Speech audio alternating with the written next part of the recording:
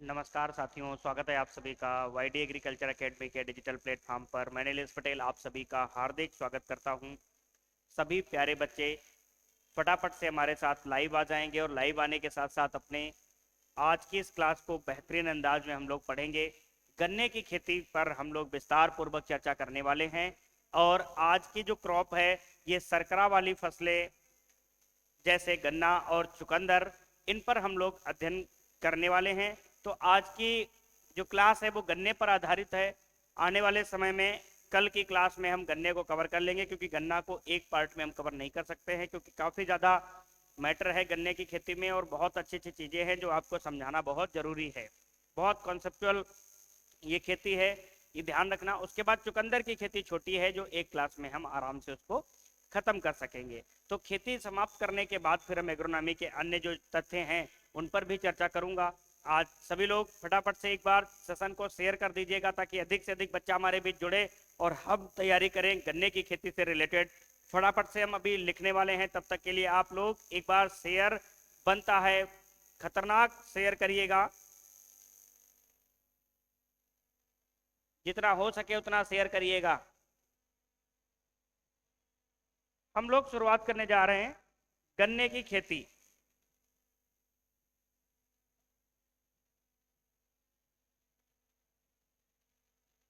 गन्ने की खेती और गन्ने की खेती में हम लोग चर्चा करेंगे cultivation of sugarcane. Cultivation of sugarcane, cultivation of sugar cane.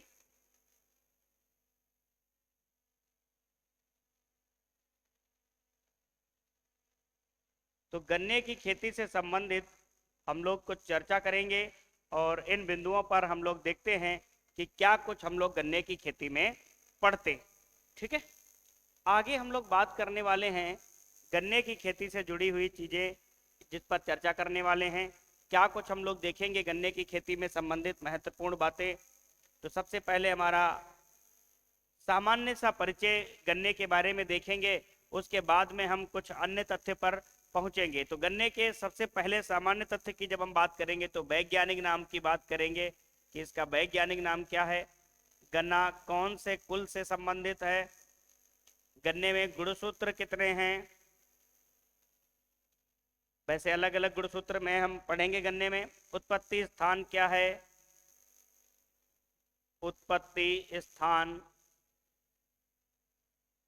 और पुष्प क्रम इसका क्या कहलाता है,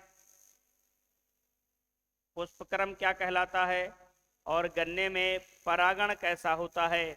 यहाँ से कई बार क्वेश्चन आए हुए हैं गन्ने में परागण कैसा होता है, और कई बार तो क्वेश्चन आया हुआ है गन्ने में अंकुरण कैसा होता है।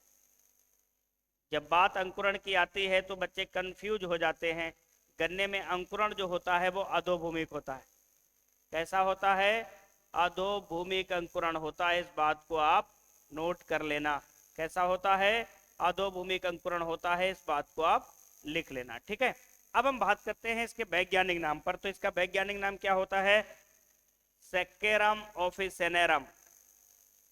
सेक्केरम, सेक्केरम ऑफिसेनेरम, ऑफिसेनेरम, सेक्केरम ऑफिसेनेरम। कुल कौन सा होता है, तो कुल होता है पोएसी, या इसी का दूसरा नाम होता है ग्रेमिनी, या इसी का दूसरा नाम और होता है घास कुल। तो गन्ना घास कुल से संबंधित है, ग्रेमिनी से संबंधित है, पोएसी से संबंधित है। यहां तक हम लोगों ने सीखा। अब उसके बाद हम बात करते हैं कि इसमें गुणसूत्र कितने होते हैं। तो सेकेरम ऑफिसेनेरम में गुणसूत्र होते हैं 80। उत्पत्ति स्थान इसका होता है न्यू गुनिया, न्यू गुनिया, या आपको कभी कभी भारत भी लिखा मिलेगा। अगर ऑप्शन में न्यू गुनिया नहीं है तो भारत का ऑप्शन आपको मिलेगा और भारत का ऑप्शन आपको टिक करना पड़ेगा। इस बात को आप अच्छी तरीके से ध्यान रखेंगे। आगे हम बात करते हैं पुष्पक्रम इसका क्या होता है। तो इसका पुष्पक्रम होता है एरो। क्या होता है, एरो होता है पुष्पक्रम इसका, और इसको निकलना क्या कहलाता है? तो याद रखेंगे इसका निकलना, एरो को निकलना क्या कहलाता है? एरोइंग कहलाता है। क्या कहलाता है? एरोइंग कहलाता है।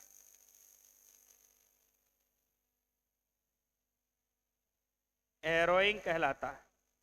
ध्यान देना, जो पुष्पक्रम है एरो, इसको निकलने की क्रिया को इसके क्या कहते हैं? एरोइंग कहते हैं। और इसमें जो परागण होता है वो पर परागण होता है। गन्ने में कैसा होता है? पर परागण होता है। ऑफन क्रॉस पॉलिनेशन और सेल्फ पॉलिनेशन ना होकर कौन सा होता है? क्रॉस पॉलिनेशन होता है।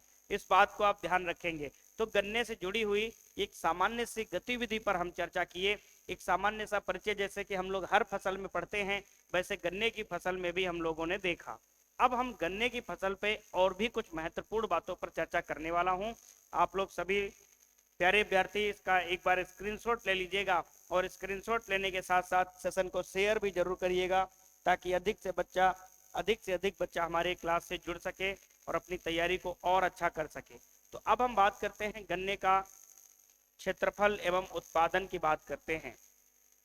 तो गन्ने का क्षेत्रफल की बात आती है तो गन्ने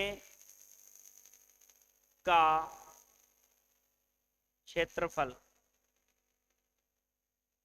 तो गन्ने का क्षेत्रफल की जब बात आएगी तो विश्व लेवल की अगर हम बात करेंगे कि विश्व में कौन आगे है, तो विश्व में सबसे ज्यादा क्षेत्रफल किसके पास है? भारत के पास है।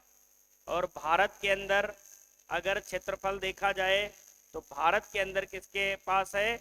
उत्तर प्रदेश के पास है। किसके पास है?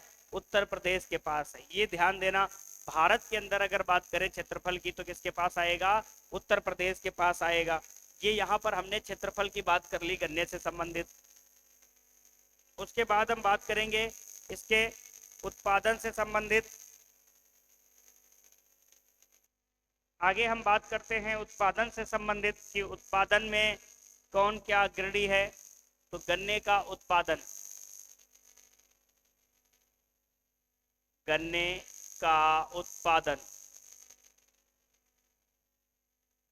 तो गन्ने के उत्पादन से संबंधित जब कभी हम वार्तालाप करेंगे तो सबसे पहला केस आएगा विश्व। विश्व में कौन है? तो ब्राजील है। कौन है? ब्राजील है। दूसरे नंबर पे कौन है? भारत है। दूसरे नंबर पे कौन है? भारत है। यहां पर बात समझ में आ गई। दूसरी बात, हम भारत के अंदर देखते हैं तो भारत के अंदर कौन है? उत्तर प्रदेश है। कौन है? उत्तर प्रदेश है।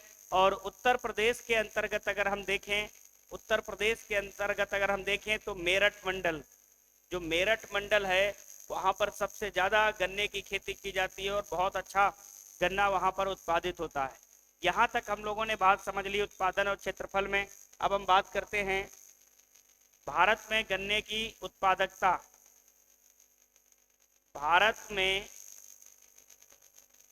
गन्ने की सर्वाधिक उत्पादकता, गन्ने की सर्वाधिक उत्पादकता, सर्वाधिक उत्पादकता,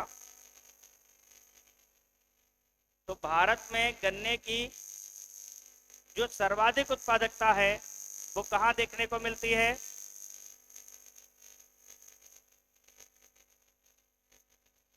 ठीक है, गन्ने की सर्वाधिक उत्पादकता की अगर हम बात करते हैं तो कहां देखने को मिलती है? तो तमिलनाडु में। सर्वाधिक उत्पादकता की अगर हम बात करते हैं तो कहां देखने को मिलती है? तमिलनाडु में देखने को मिलती है। आगे हम बात करते हैं तमिलनाडु। उसके बाद हम बात करते हैं विश्व में चीनी का कटोरा। चीनी का कटोरा, चीनी का कटोरा, तो चीनी का कटोरा अगर हम बात करेंगे विश्व के केस में और भारत के केस में, तो विश्व में चीनी का कटोरा आएगा क्यूबा। क्या आएगा? क्यूबा आएगा। और भारत के अंदर, भारत के अंदर महाराष्ट्र, क्या आएगा, महाराष्ट्र आएगा। तो विश्व में चीनी का कटोरा कौन है, क्यूबा, और भारत के अंदर चीनी का कटोरा कौन सा है, महाराष्ट्र है। अब हम बात करते हैं भारत में सर्वाधिक चीनी रिकवर करने वाला राज्य।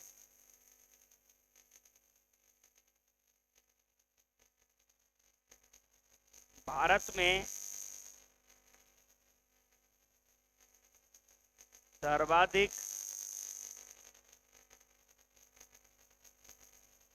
चीनी रिकवर या चीनी रिकवरी करने वाला राज्य, चीनी रिकवरी करने वाला राज्य कौन सा है, महाराष्ट्र।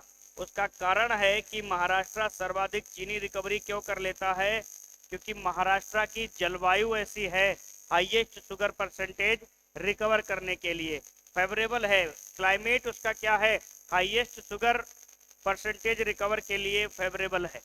यहाँ महाराष्ट्र की जो जलवायु है वो शुगर रिकवरी के लिए उपयुक्त है। तो ध्यान देंगे, लिख लेंगे जलवायु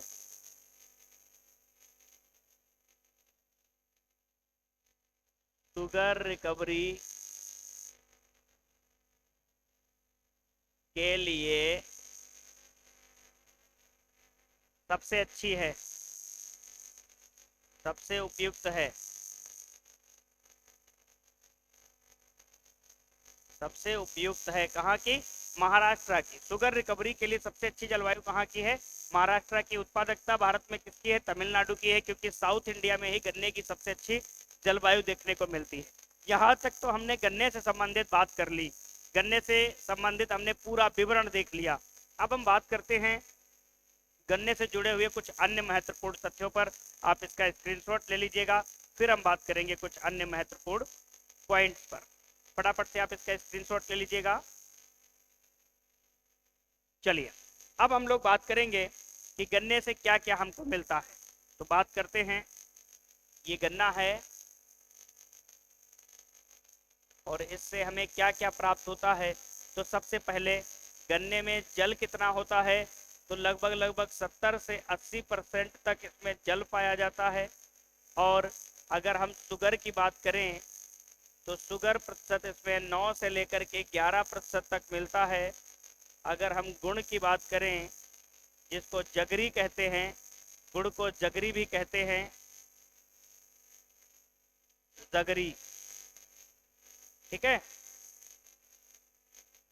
जगरी भी बोलते हैं इसको। तो जगरी का परसेंटेज होता है 14 से लेकर के 18। और राब का जो प्रतिशत होता है वो 18 से लेकर के 20% तक होता है। कितना होता है, 18 से लेकर के 20% तक गन्ने में ये सब देखने को मिलता है। अब अगर हम बात करते हैं, क्वेश्चन आता है विश्व में गन्ने से कितना परसेंट चीनी बनाई जाती है, तो लिख लेंगे 78.2%। लिखेंगे 78.2% चीनी गन्ने से तैयार की जाती है, गन्ने से तैयार की जाती है, गन्ने से तैयार की जाती है। कितनी, 78.2% जो चीनी है वो किससे तैयार की जाती है, गन्ने से तैयार की जाती है। अब हम बात करते हैं कोल्हू की बात करते हैं। कोल्हू की बात कर लेंगे। कोल्हू 3 प्रकार के होते हैं। गन्ना पेरने का कोल्हू, गन्ना पेरने के कोल्हू। गन्ना पेरने के कोल्हू 3 प्रकार से हम लोग देखते हैं। एक होते हैं हस्तचालित। हस्तचालित क्वेश्चन पूछा जाएगा, हस्तचालित कोल्हू से अगर हम गन्ना पेरें तो कितना परसेंट रस निकलेगा, तो 55 से लेकर के 60% तक रस निकलेगा, रस प्राप्त होगा। अगर हम 100 किलोग्राम गन्ने की पिराई करें तो हमें 55 से लेकर के 60 किलोग्राम तक रस प्राप्त होगा हस्तचालित कोल्हू से। अगर यही हम बात कर लें बैल चालित कोल्हू, बैल चालित कोल्हू, तो बैल चालित कोल्हू से हमको 65 से लेकर के 70% तक रस प्राप्त होता है। कितना? 65 से लेकर के 70% तक हमको रस प्राप्त होता है। किससे? बैल चालित कोल्हू से। अब उसके बाद हम बात करते हैं पावर चालित कोल्हू। पावर चालित कोल्हू, पावर चालित कोल्हू की अगर हम बात करते हैं, यहां से हमें रस प्राप्त होता है 75 से लेकर के 80% तक रस प्राप्त होता है। ठीक है, ये हो गया रस की मामले की बात। यहां तक हमने देखा कि गन्ने में क्या क्या पाया जा रहा है। जल, शुगर, गुड़, राब। 78.2% चीनी पूरे विश्व में गन्ने से तैयार की जाती है। गन्ना पेरने के जो कोल्हू हैं वो इस प्रकार से हैं। अब हम बात करते हैं शुगर इंडस्ट्री जो है, कॉटेज इंडस्ट्री के बाद दूसरे नंबर पे शुगर इंडस्ट्री की बात करते हैं हम लोग पूरे इंडिया के अंदर की। कॉटेज इंडस्ट्री के बाद, कपड़ा उद्योग के बाद शुगर जो उद्योग है वो दूसरे नंबर पे आता है। तो ध्यान देंगे, आगे कुछ पॉइंट में हम लोग वही बातों करने वाले हैं। आप एक बार इसका स्क्रीनशॉट ले लीजिएगा और सेशन को शेयर करते रहिएगा। जितना हो सके उतनी ज़्यादा मात्रा में सेशन को शेयर करिएगा। यहाँ तक हमने जूस वगैरह की बातें कर ली। अब जूस से रिलेटेड कुछ बातें करने वाले हैं। जैसे हम यहाँ पर कुछ प्रोसेस के बारे में बातें करने वाले हैं। जैसे ये है गन्ने का टुकड़ा, ये है गन्ने का टुकड़ा।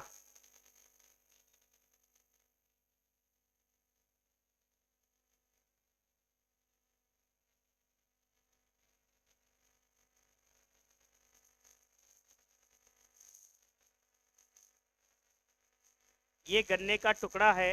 इससे हम क्या निकालेंगे? इससे निकालेंगे रस। क्या निकालेंगे? इससे निकालेंगे रस। ठीक है, अब ये किसके द्वारा निकलेगा? कोल्हू द्वारा। हम कोल्हू द्वारा क्या निकाल दिए? रस निकाल दिए। अब रस की हम क्या करेंगे? सफाई करेंगे। अब कोल्हू द्वारा जो रस निकालते हैं, कोल्हू द्वारा जो रस निकालते हैं तो उसके बीच में एक तो रस बचता है, दूसरा जो खोई बचती है जिसको हम बैगास कहते हैं। बैगास जिसको हम खोई कहते हैं, गांव की भाषा में खोई कहते हैं। इस बैगास या खोई का कार्य क्या होता है? जब गन्ने से हम रस निकालते हैं, यहां पर थोड़ा समझना इस बात को। जब हम गन्ने से कोल्हू के द्वारा रस निकालते हैं तो रस निकलने, जब जैसे गन्ने का टुकड़ा होता है, इससे रस निकाल लेंगे तो ये टुकड़ा जो बचा, ये टुकड़ा जो बचा, एक इस टुकड़े से रस बनेगा और एक इस टुकड़े से बैगास बनेगा, जिसको कोल्हू से रस निकालने के बाद इसका प्रयोग दो रूपों में करते हैं। एक तो पेपर निर्माण, पेपर निर्माण में, पेपर निर्माण में इसका प्रयोग होता है, और दूसरा होता है ईंधन में।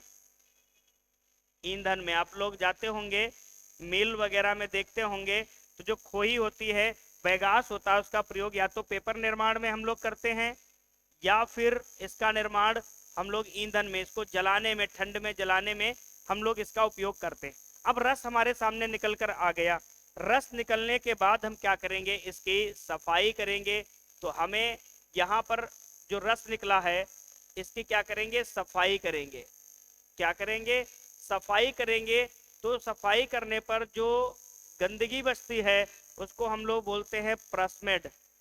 प्रसमेड, प्रसमेड बोलते हैं, जो कैल्शियम और फास्फोरस का स्रोत होता है। कैल्शियम और फास्फोरस का स्रोत होता है, जिसकी वजह से, जिसकी वजह से इसका खाद में या खाद निर्माण, खाद निर्माण में इसका प्रयोग करते हैं। और दूसरा इसका भूमि सुधारक, भूमि सुधारक, भूमि सुधारक में इसका प्रयोग करते हैं। ठीक है, प्रसमेड का प्रयोग हम लोग भूमि सुधारक में भी करते हैं, क्योंकि हमारे पास कैल्शियम फास्फोरस का ये स्रोत होता है। अब रस की सफाई करने के बाद हमको क्या प्राप्त होगा? हमको ब्राउन शुगर प्राप्त होगी। क्या प्राप्त होगी? ब्राउन शुगर प्राप्त होगी। Brown sugar. अब ये जो ब्राउन शुगर है इसी को हम बोलते हैं खंडसारी। क्या बोलते हैं? खंडसारी बोलते हैं। अब इस ब्राउन शुगर से हम लोग क्या बनाते हैं? स्वच्छ शुगर बनाते हैं, साफ शुगर बनाते हैं।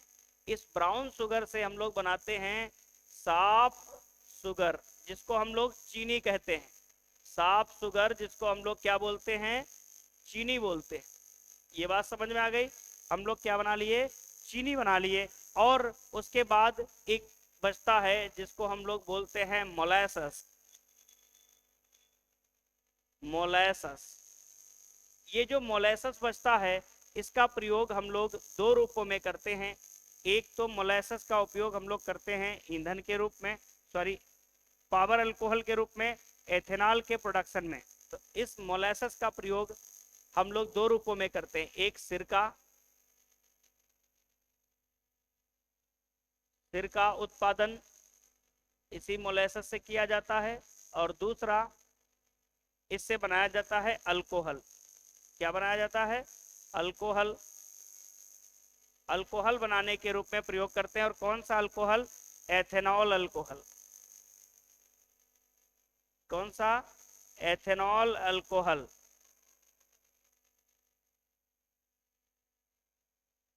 हम इससे एथेनॉल अल्कोहल वगैरह का निर्माण कर लेते हैं। किससे? एक मोलेसेस का प्रयोग हम सिरका उत्पादन और अल्कोहल उत्पादन में करते हैं, तो एथेनॉल उत्पादन करते हैं। अब हम एक बात करते हैं, पावर अल्कोहल इससे बनाया जाता है। क्या बनाया जाता है? Power alcohol. आपने देखा होगा पावर अल्कोहल जो है वो तैयार किया जाता है, और इस पावर अल्कोहल में मिश्रण होता है किसका? एथेनॉल और पेट्रोल का। एथेनॉल और पेट्रोल का मिश्रण होता है। एथेनॉल इसमें 20% होता है और पेट्रोल इसमें होता है 80%। पेट्रोल होता है 80%। इनका मिलाकर हम क्या बनाते हैं? पावर अल्कोहल बनाते हैं, जो ऑटोमोबाइल को ऑपरेट करने के लिए ईंधन का काम करता है, जो वाहन को चलाने में ईंधन का काम करता है। तो पावर अल्कोहल क्या होता है हमने आपको बता दिया। और ये सारी चीजें कैसे प्राप्त होती है? गन्ना होता है, रस निकालते, रस निकालने के बाद जो खोई बचती है उसको बैगास कहते हैं, जिसका पेपर निर्माण ईंधन में बनाते हैं। रस की सफाई करते हैं तो जो गंदगी बचती है प्रसमेड, ये कैल्शियम फास्फोरस का स्रोत होती है, इसको शुगर पालन वाले ले जाते हैं सुअरों को खिलाने के लिए, और हम खाद निर्माण और भूमि सुधारक के रूप में प्रयोग करते हैं। फिर बाद में सफाई करने के बाद ब्राउन शुगर या खंडसारी बचती है, जिसका प्रयोग हम साफ चीनी बनाने के लिए और मोलेसेस बनाने के रूप में करते हैं। मोलेसेस जब बन के तैयार होता है तो इस मोलेसेस का हम एक तो सिरका उत्पादन में प्रयोग करते हैं, दूसरा हम क्या करते हैं? इसका अल्कोहल बनाने में प्रयोग करते हैं। अब ये अल्कोहल किस किस रूप में आती है? पेय पदार्थों के रूप में भी बनाई जाती है, एनर्जी के रूप में भी इसका प्रयोग किया जाता है, जैसे एथेनॉल अल्कोहल। ये क्या होता है? ये हमारे पावर अल्कोहल का निर्माण करता है, जिससे हमारे ऑटोमोबाइल वगैरह चलाए जाते हैं। आप इसका फटाफट से स्क्रीनशॉट ले लीजिएगा, एक बार इसका स्क्रीनशॉट ले लीजिएगा।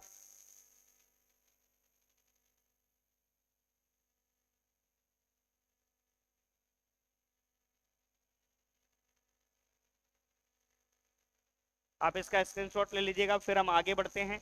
यहां तक हमने बात कर ली गन्ने से संबंधित महत्वपूर्ण जानकारी, आप स्क्रीनशॉट ले लेना। आगे हम चर्चा करते हैं जो गन्ना का जो शुगर फैक्ट्री है, ये कपड़ा उद्योग के बाद दूसरे नंबर का उद्योग आता है। कपड़ा उद्योग के बाद शुगर उद्योग या चीनी उद्योग दूसरे नंबर पे आता है। तो अगर हम बात करें यहाँ पर शुगर केन से संबंधित सारी चीजें, तो शुगर केन से संबंधित हम कुछ वार्तालाप करना चाहेंगे। शुगर केन, इसको हम क्या बोलते हैं? ये जो होता है ये C3 और C4 में कैसा होता है? C4 प्लांट होता है। ध्यान देना, दो ही ऐसे प्लांट हैं जिनका जिक्र C4 में ज्यादा होता है, एक गन्ना एक मक्का। क्यों? क्योंकि हैच एंड स्लैक नाम के साइंटिस्ट ने गन्ने के पौधे पर ही C4 यानी हैच एंड स्लैक साइकिल को डिस्कवर किया था। तो गन्ना और मक्का दोनों पौधों पर C4 साइकिल डिस्कवर हुई, इसलिए बहुत ज्यादा इंपॉर्टेंट होता है। ये C4 प्लांट है। और ये कैसा है, इंटरमीडिएट शॉर्ट डे प्लांट है, इंटरमीडिएट शॉर्ट डे प्लांट। कैसा है, इंटरमीडिएट शॉर्ट डे प्लांट है। कौन, शुगर केन। ये हमने सीखा कि शुगर केन क्या है, इंटरमीडिएट शॉर्ट डे प्लांट है। उसके बाद हम यहाँ से क्या सीख सकते हैं शुगर केन से संबंधित और भी बातें। शर्करा वाली फसल है, क्या है, एक शुगर क्रॉप है।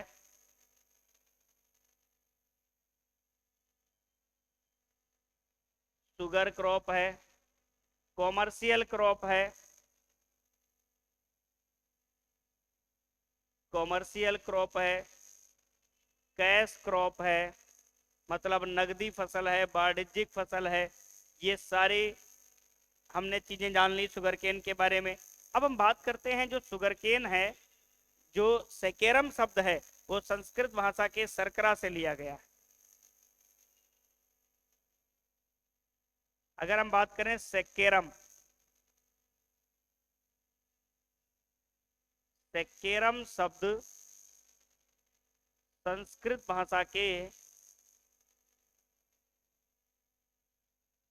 संस्कृत भाषा के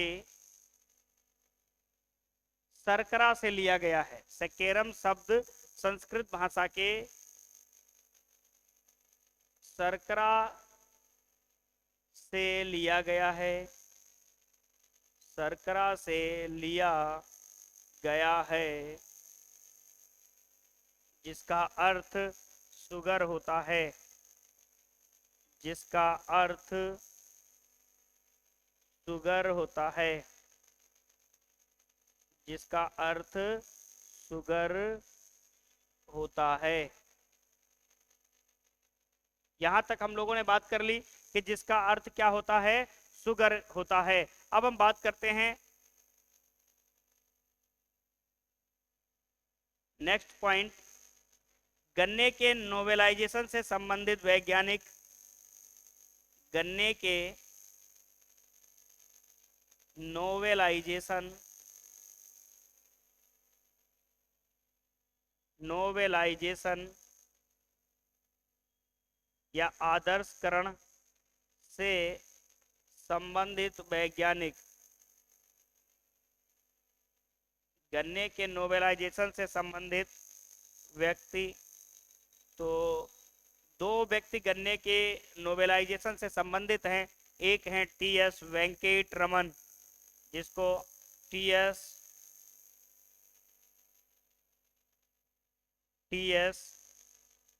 वेंकट रमन, वेंकट रमन, और दूसरे हैं सी.ए. Barber, CA. बार्बर। ये दो वैज्ञानिक महान विभूति जो गन्ने का आदर्शकरण इन्होंने किया और कीट प्रतिरोधी गन्ना का डेवलप किया, जिसमें जो इसका स्टाल्क होता है वो थिक होता है और जूस परसेंटेज ज़्यादा होता है। तो गन्ने का आदर्शकरण हम एक अलग सा टॉपिक बना लेंगे, नोवेलाइजेशन ऑफ शुगर केन का, उस पर हम चर्चा करेंगे। यहाँ पर हम पैकेज एंड प्रैक्टिसेस पढ़ रहे हैं, क्रॉप प्रोडक्शन पढ़ रहे हैं, तो वहाँ पर ब्रीडिंग का कॉन्सेप्ट बहुत ज़्यादा बताना उचित भी नहीं है। तो यहाँ पर हमने देखा कि गन्ने के नोवेलाइजेशन से संबंधित व्यक्ति कौन है, टी.एस. वेंकट रमन और सी.ए. बार्बर। यहाँ तक आप इसका स्क्रीनशॉट ले लीजिएगा। फिर आगे हम कुछ अन्य महत्वपूर्ण तथ्यों पर चर्चा करते हैं। चलिए अब हम गन्ने की जलवायु से संबंधित कुछ वार्तालाप कर लेते हैं। कुछ बातें महत्वपूर्ण हैं जिन पर हम लोग चर्चा कर लेते हैं। जलवायु यानी कि क्लाइमेट, तो गन्ने को कैसा क्लाइमेट चाहिए, तो जाहिर सी बात है गन्ना कैसा क्लाइमेट चाहिए गन्ने को। तो सबसे पहले हम बात करते हैं, गन्ने को चाहिए वार्म एंड ह्यूमिड क्लाइमेट चाहिए, वार्म एंड ह्यूमिड क्लाइमेट चाहिए, ह्यूमिड क्लाइमेट चाहिए, मतलब गर्म व आर्द्र जलवायु चाहिए गन्ने को। कैसी, गर्म व आर्द्र जलवायु, गर्म व आर्द्र जलवायु। अब ये गर्म व आर्द्र जलवायु जो है मोस्टली हमें ज्यादातर कहाँ देखने को मिलता है, मुख्यतः दक्षिण भारत में। ये ऐसी जलवायु सामान्यतः सामान्यतः दक्षिण भारत में ये जलवायु आपको देखने को मिलती है। तो गन्ने के लिए अगर हम देखें कि सबसे अच्छी जलवायु कहाँ मिलती है पूरे इंडिया में, तो दक्षिण भारत। गन्ना सबसे अच्छी जलवायु का दक्षिण भारत में मिलता है, इसलिए उत्पादकता गन्ने की ज्यादा होती है। हालांकि उगाया हमारे यहाँ भी जाता है, उत्पादन हमारे यूपी में ज्यादा है क्योंकि एरिया ज्यादा है, परंतु प्रति हेक्टेयर उत्पादकता गन्ने की दक्षिण भारत में ज्यादा होती है। वार्म एंड ह्यूमिड क्लाइमेट चाहिए गन्ने को। तापमान की जब बात आती है, टेम्परेचर की जब बात आती है, तो तापमान पे जब चर्चा करते हैं तो औसतन तापमान गन्ने के लिए कितना चाहिए, तो औसतन तापमान गन्ने को चाहिए 26 से लेकर के 32 डिग्री सेल्सियस। कितना? 26 से लेकर के 32 डिग्री सेल्सियस। परंतु परिपक्वता के समय या जूस बनते समय ज्यादा तापमान नहीं चाहिए होता है। क्यों? क्योंकि सुक्रोज ग्लूकोज में फिर बदलने लगता है। तो परिपक्वता के समय हम तापमान की बात करते हैं तो गन्ने को 18.6 डिग्री सेल्सियस तापमान चाहिए होता है। अधिक तापमान जो है सुक्रोज को ग्लूकोज में बदल देता है, जिससे जूस की मात्रा की गुणवत्ता कम हो जाती है, क्योंकि ग्लूकोज कम मीठा होता है, सुक्रोज ज्यादा मीठा होता है। ठीक है, ध्यान देना, अधिक तापमान से सुक्रोज की मात्रा ग्लूकोज में बदलने लगती है और ग्लूकोज कम मीठा होता है, इसलिए रस की गुणवत्ता प्रभावित होती है। यहाँ तक हमने बात कर ली तापमान तक। अब आगे हम चर्चा करेंगे मृदा। तो गन्ने को मोस्टली मृदा की बात करते हैं तो भारी मृदा गन्ने के लिए ज्यादा सुटेबल होती है। कैसी भारी मृदा? और मुख्यतः उत्तर भारत में हम लोग मृत्तिका दोमट का प्रयोग करते हैं। क्लेलोम, मृत्तिका दोमट, मृत्तिका दोमट जिसको हम क्लेलोम बोलते हैं, क्लेलोम बोलते हैं, मृत्तिका दोमट का प्रयोग करते हैं, जिसका पीएच अगर हम देखे जाए तो पीएच न्यूट्रल पीएच पर हम गन्ने को उगाते। कितना? 6.5 से लेकर के 7.5 तक पीएच होना चाहिए गन्ने के लिए, न्यूट्रल पीएच रहता है। हमने जलवायु देखा, हमने तापमान देखा, हमने मृदा की बात कर ली। अब हम बीज दर की बात करेंगे, सीड रेट की बात करेंगे। गन्ने से रिलेटेड सीड रेट पर चर्चा करेंगे कि बीज दर इसका क्या होता है। आप इसका स्क्रीनशॉट ले लीजिएगा, फिर हम बीज दर पे चर्चा करते हैं। चलिए अब हम बात करते हैं कि गन्ने के टुकड़ों को सेट्स कहते हैं। सबसे पहला पॉइंट, गन्ने के टुकड़े को सेट्स कहते हैं। सेट्स, गन्ने के टुकड़े को सेट्स कहते हैं। ठीक है, पहला पॉइंट। दूसरा पॉइंट,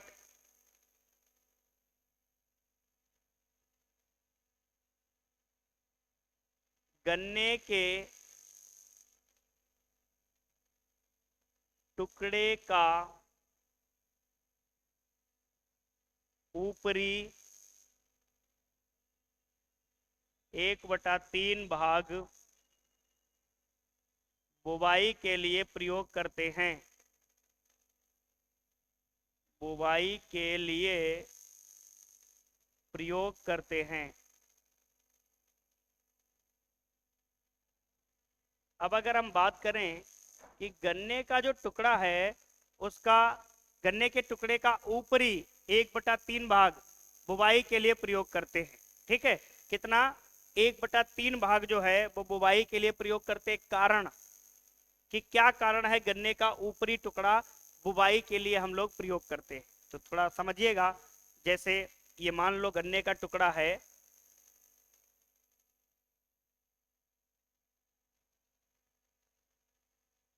ये गन्ने का टुकड़ा है,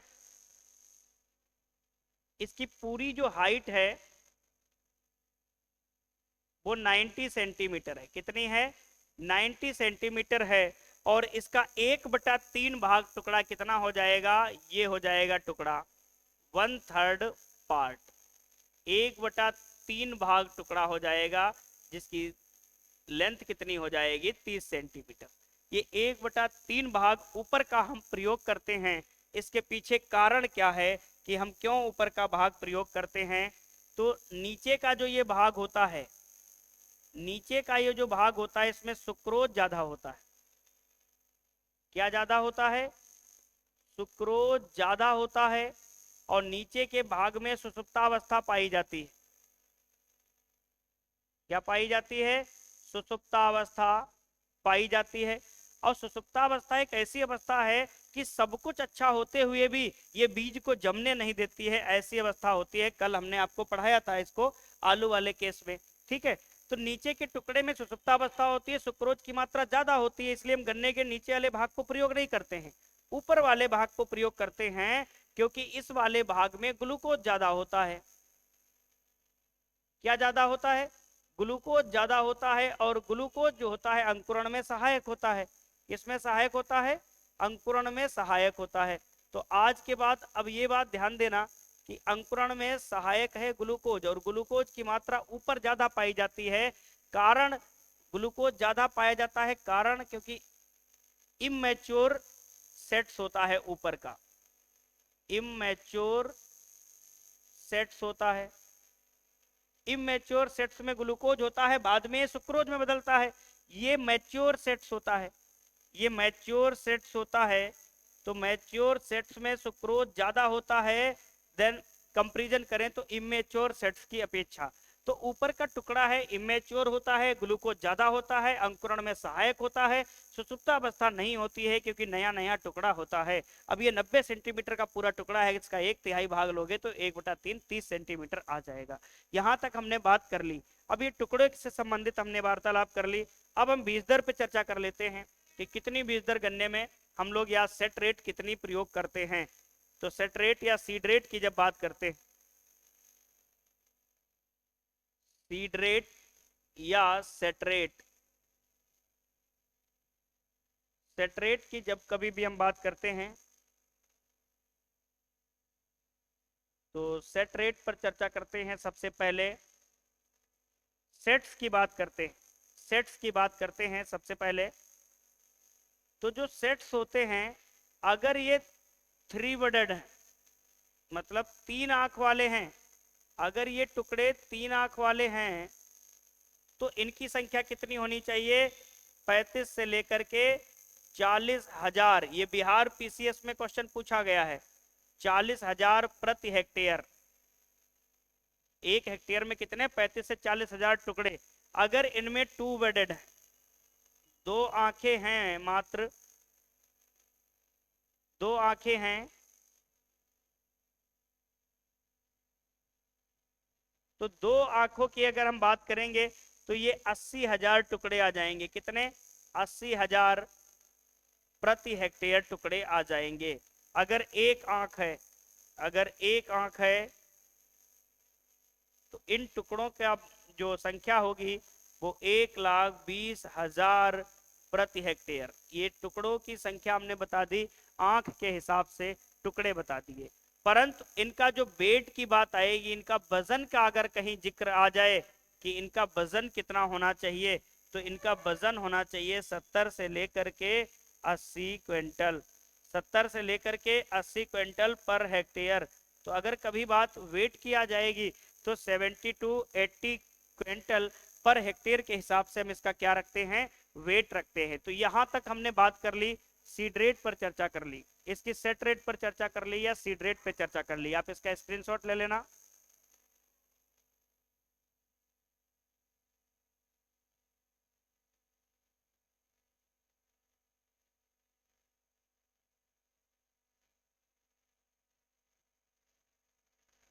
अभी हमने बात कर ली कि टुकड़ों की संख्या के ऊपर चर्चा कर लिया हम लोगों ने, टुकड़े देख लिए कि पर हेक्टेयर कितना प्रयोग करेंगे।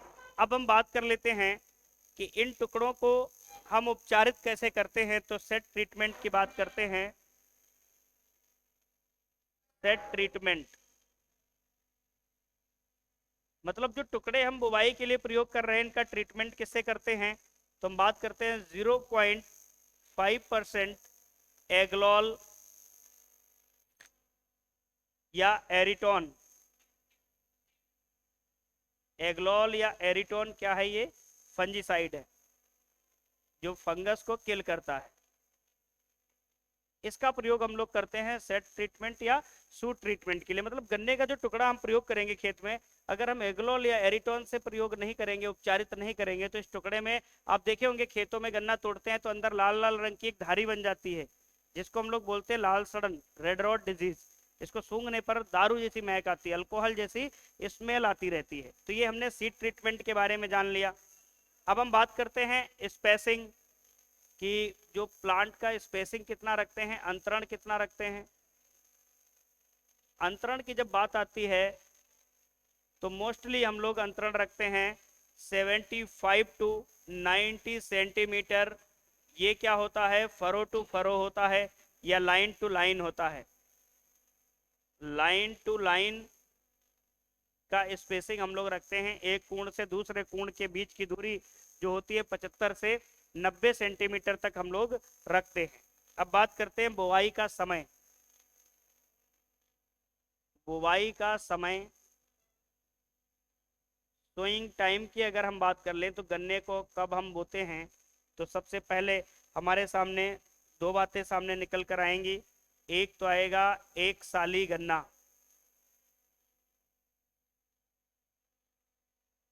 एक साली गन्ना, और दूसरा आता है अधसाली गन्ना।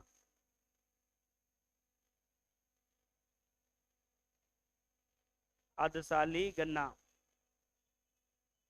जो एक साली गन्ना होता है ये दो प्रकार का होता है। एक तो हम बोते हैं आटमन सीजन में, आटमन सीजन में बोते हैं, इसको बोलते हैं शीतकालीन। शीतकालीन इसको गन्ना बोलते हैं। ये बोया जाता है अक्टूबर नवंबर में, अक्टूबर नवंबर में बोया जाता है। अपने यहाँ लोग सरसों के साथ इसको बो देते हैं अक्टूबर नवंबर में। और दूसरा जो होता है बसंतकालीन गन्ना, स्प्रिंग, जिसको बोलते हैं बसंतकालीन गन्ना, ये बोया जाता है फरवरी मार्च। मोस्टली अपनी तरफ इसी सीजन में गन्ना बोया जाता है, फरवरी मार्च। ये जो बुवाई का समय होता है मुख्यतः उत्तर भारत में किसान अपनाते हैं, मुख्यतः उत्तर भारत में।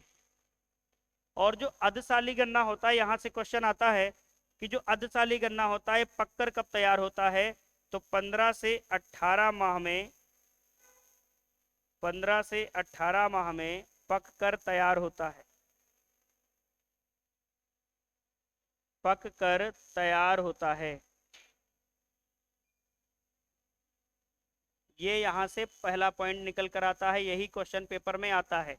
दूसरा इसका समय पूछा जाता है तो ये बोया जाता है जून जुलाई में, जून जुलाई में।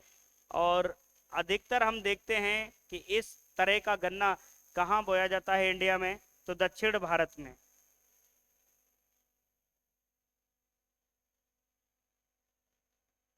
दक्षिण भारत में इसकी खेती की जाती है। इसको फटाफट से आप एक बार स्क्रीनशॉट ले लेना।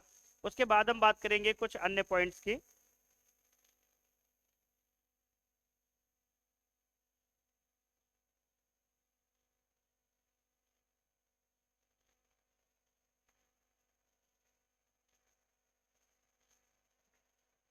तो ये हम लोगों ने नॉर्मल से चीजें देखी कि एक साली गन्ना और अर्धसाली गन्ना को हम कब बोते हैं। अब हमने बुवाई का टाइम तो देख लिया, सारी चीजें हम लोगों ने पढ़ लिया। अब अंकुरण कैसे होता है गन्ने में, इस पर विचार करते हैं। तो जैसे देखा होगा आप लोगों ने, गाँव में एक गन्ने का टुकड़ा होता है, इस प्रकार से गन्ने का टुकड़ा डाल दिया जाता है खेत में।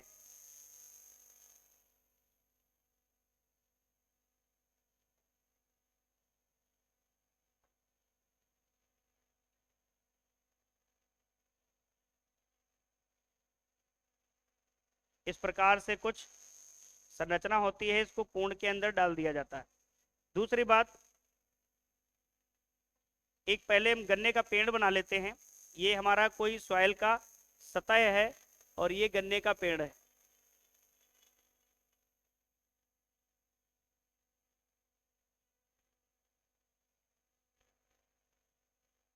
इस पेड़ से इस प्रकार से पत्तियां कुछ निकली हुई हैं।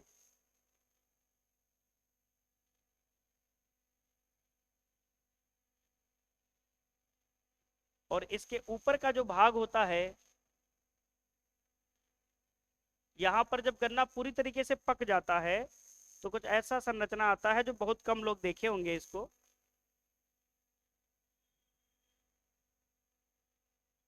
जैसे पतेल वगैरह में आता है, मक्के में आता है।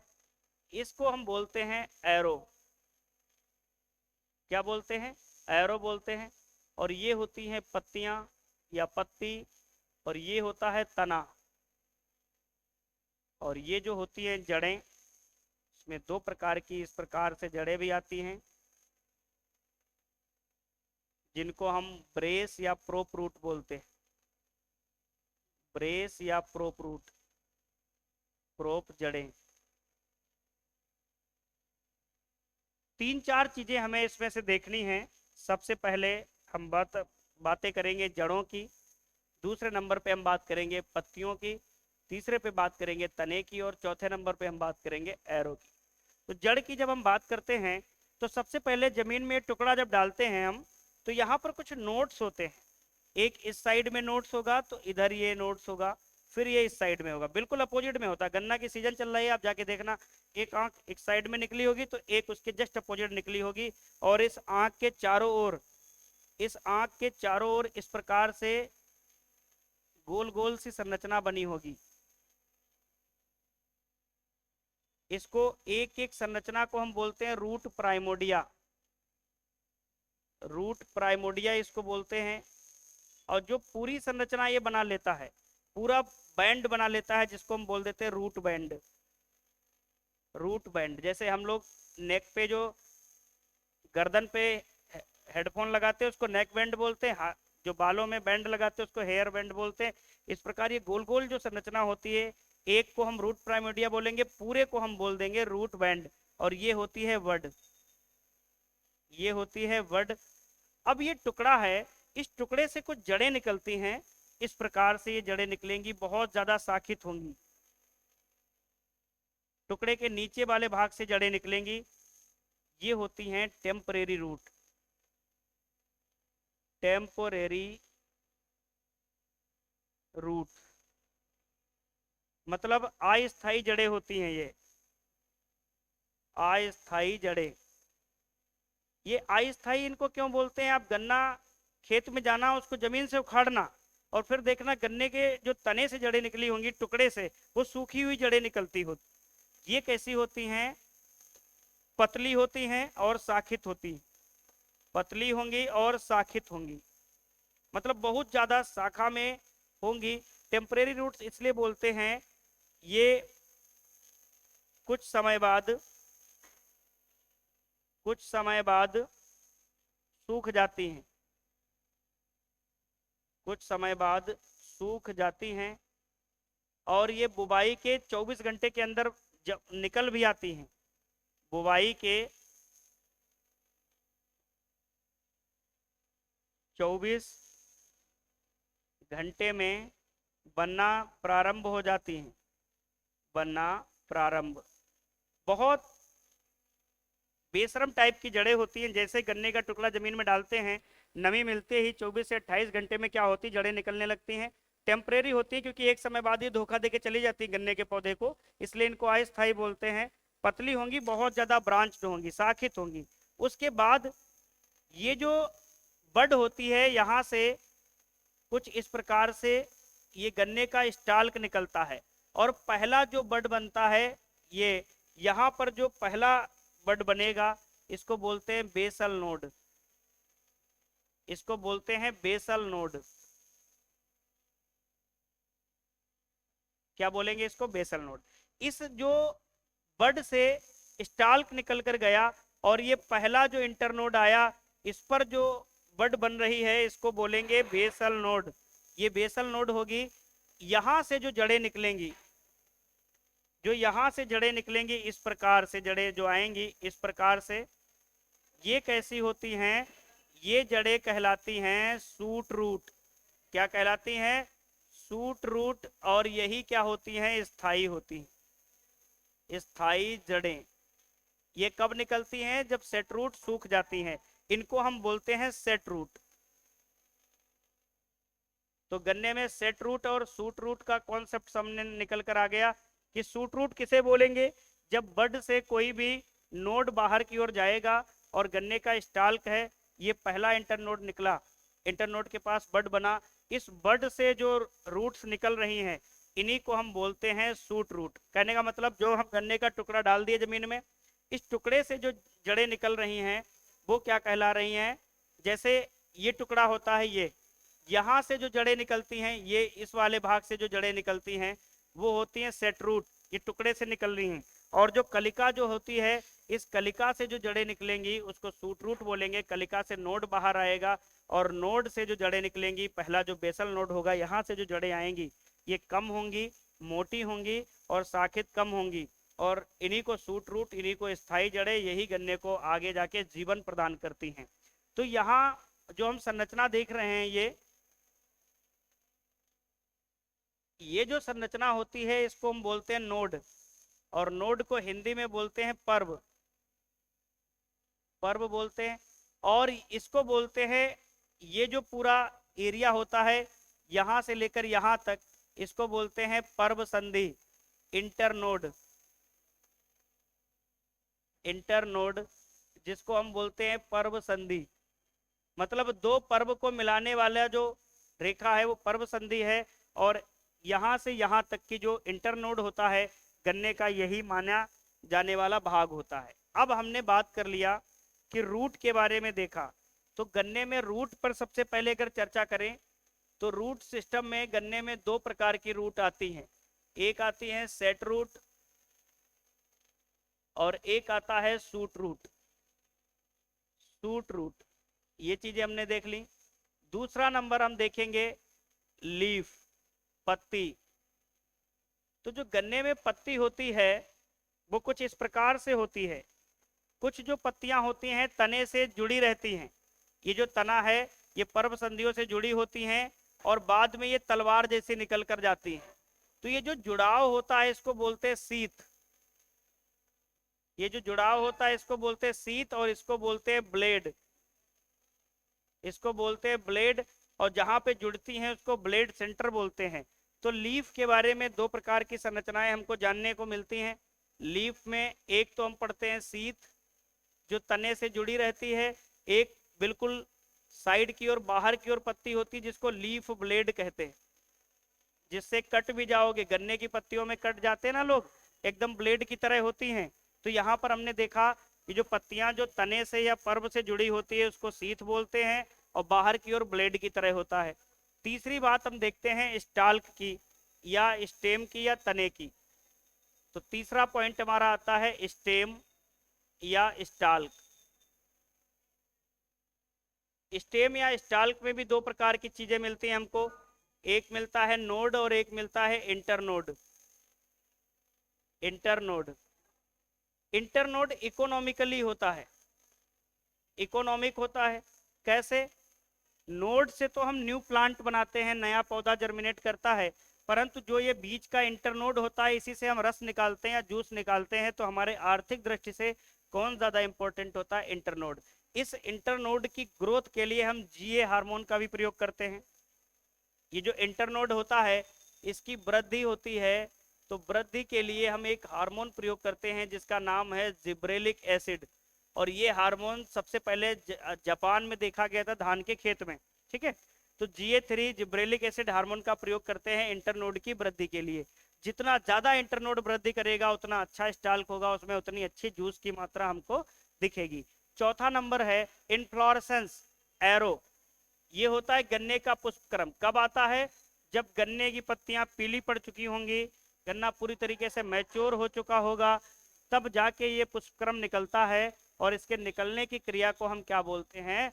एरो बोलते हैं। यहाँ तक कि हम लोगों ने बात की कि गन्ने का जो बोटेनिकल डिस्क्रिप्शन था हमने चर्चा कर लिया, ये ब्रेस रूट है, ये स्टाल्क होता है, लीफ है, एरो है। यहाँ पर हमने रूट के बारे में विशेष रूप से चर्चा की क्योंकि यहाँ से क्वेश्चन इंटरव्यू और एग्जाम दोनों में बनता है। सेट रूट क्या होती हैं और सूट रूट क्या होती हैं, दोनों से बहुत ज़्यादा क्वेश्चन आता है। इसको जैसे हमने बताया है वैसे याद कर लेना है। कल की क्लास में हम लोग इससे रिलेटेड पढ़ेंगे कुछ प्रोसेस, इसकी वेराइटीज, इसके डिजीज, इंसेक्ट और इंडस्ट्री के बारे में जानेंगे कि शुगर इंडस्ट्री का इंडिया की इकोनॉमी में क्या कंट्रीब्यूशन है। ठीक है।